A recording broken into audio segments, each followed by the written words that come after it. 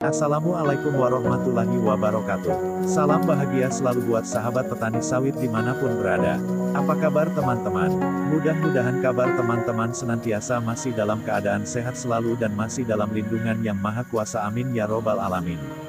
Seperti biasa di video kali ini saya kembali membagikan sedikit informasi tentang cara memupuk sawit yang benar.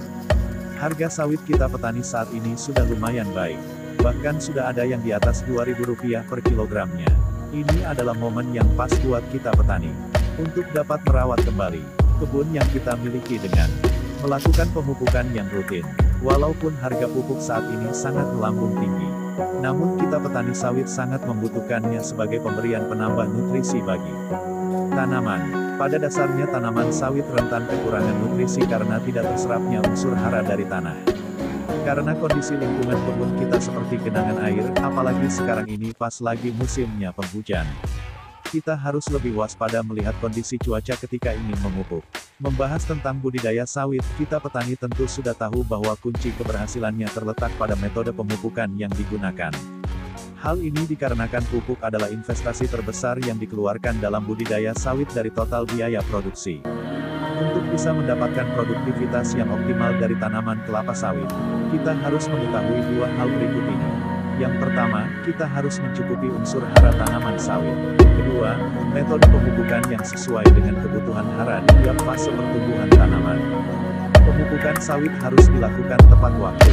Ada saat-saat tertentu di mana kita petani sawit sebaiknya tidak melakukan pemupukan. Salah satunya pada saat musim hujan, sebab akan membuat pupuk menjadi terbuang sia-sia karena tercuci oleh air hujan.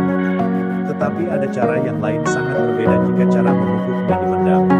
Tujuan dari pemupukan dengan cara dipendam adalah agar tidak terkikis air ketika hujan turun dan dapat diserap oleh tanaman dalam proses pertumbuhannya. Tumbuhan tanaman dapat lebih optimal jika nutrisi tersedia dalam jumlah yang cukup dan berimbang. Menjelaskan ketika musim hujan, sangat tidak disarankan untuk memupuk sawit dengan cara ditabur, yang dapat menghilangkan unsur hara terjadi karena proses leaching atau terbawa pergerakan air tanah dari lapisan atas.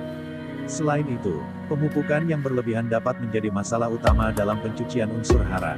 Oleh karena itu, prinsip pemupukan berimbang berupa tepat jenis, tepat dosis, tepat waktu, tepat cara, dan tepat sasaran perlu diterapkan. Aplikasi pemupukan secara tepat ini akan mencegah pupuk terbuang sia-sia akibat tercuci oleh air hujan. Meski begitu, jika pemupukan sangat dibutuhkan saat curah hujan tinggi, maka pupuk sebaiknya diberikan dengan cara disemprot atau ditugal.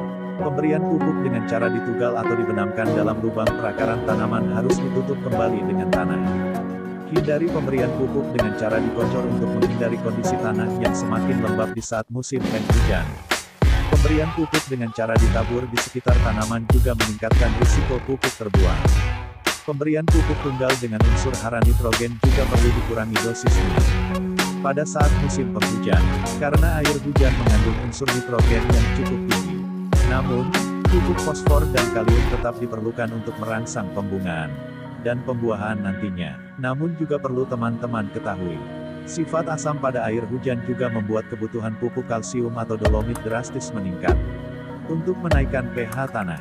Jadi kita petani sawit perlu kita perhatikan waktu dan jenis pupuk apa saja yang harus diberikan ke tanaman kelapa sawit untuk mendapatkan hasil yang maksimal. Okelah teman-teman, itulah sedikit informasi yang bisa saya sampaikan.